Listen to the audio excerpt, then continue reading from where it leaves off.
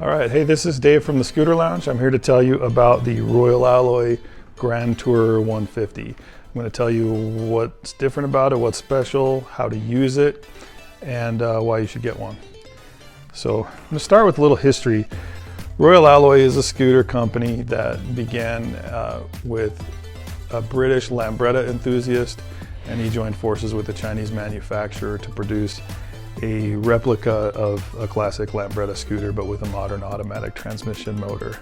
And the Royal Alloy Grand Tourer 150 was born.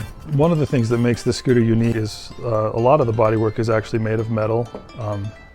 One of the only one or two brands of scooters on the market today with metal bodywork.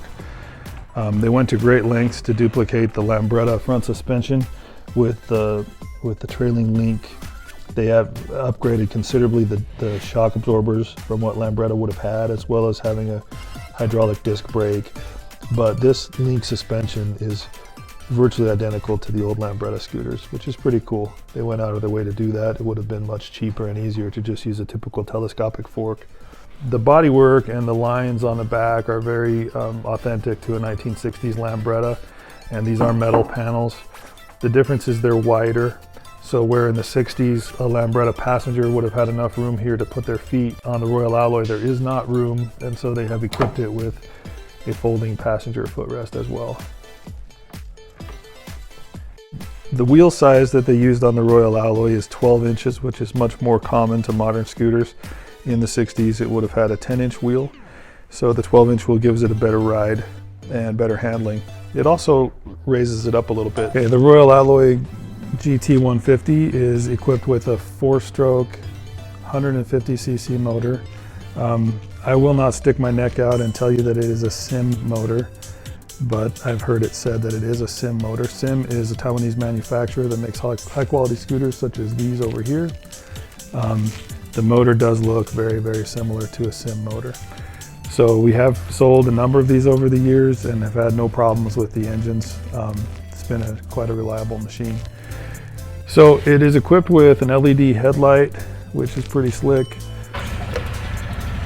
It's got the US spec turn signals up here. These pods are removable and you can activate these LED turn signals instead. So the Royal Alloy does not have any under-seat storage, which is unusual for a scooter in this category, but not surprising given that the body is just like a Lambretta, including this metal frame arch under here. So when you lift the seat, there is no storage. There is the gas cap, and it is the seat is, interestingly, it's held down with suction cups, which I haven't seen on any other model. There's a glove box up here, a little bit of storage space, as well as a button that you can use to set your clock right there, and a power port you can use to plug in a cell phone charger or something along those lines. Okay, here's your ignition switch. The switch has 3 positions. Right now it's in the middle, which is the off position. Further to the left down here is the lock position. The key cannot be removed in the on position, but it can in both the off and lock positions. The lock position locks the steering, which makes it harder to steal.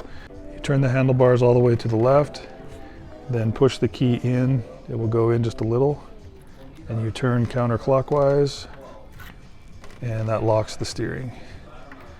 Unlock in the same, just in reverse. To turn it on, you turn the key one more notch to the right to the on position. Speedometer will come on, electrical lights up. Be sure that your kill switch is up here in the run position, not the off position. For emergencies, you can shut the engine off without taking your hand off the control. Always remember to turn it off with the key. With the key in the on position and the engine kill switch in the run position, you squeeze one of the brakes and push this button here to start the engine. It has a kickstand as well as a center stand. The kickstand just goes down like that and the scooter can lean on it. Center stand, just push down here, lift up on the rear, and to take it off the center stand, just roll it forward.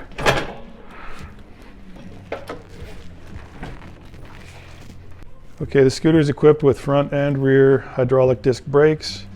Gives you a really good feel when you're stopping, keeps you in control, and the brakes are very effective. digital speedometer. Up here across the top you have RPMs. On the left side you've got your fuel gauge. On the right you have battery voltage. Doesn't tell you what that voltage is in any numeric fashion, but it would let you know if your battery wasn't charging properly. And then you have a high beam and low beam indicator and your turn signal indicators for both left and right. There's also a passing switch that will flash the high beam momentarily.